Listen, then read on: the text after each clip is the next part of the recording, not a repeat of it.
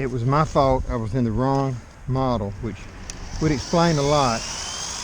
And as you can see, it takes off pretty simple, even on a windy day like today. And this helicopter is in the same boat as my Sport Cub. It's been beat all to crap and back, but it still flies. We used up a lot of battery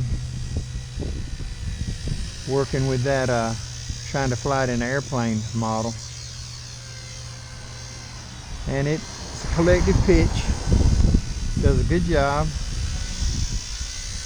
You have to give it throttle. When you move it, it tends to drop, and you have to be ready to give it some more RPMs on that blade to get it back up.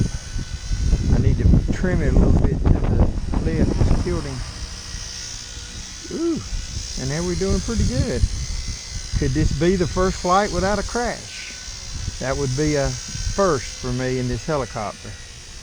I've about cut fingers off. I've got a couple of cuts on my hands. People may have noticed it. That's where they came from, right here.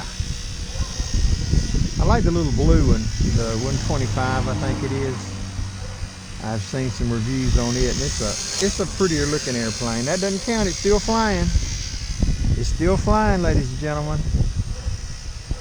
Height is good for you in this name of this game.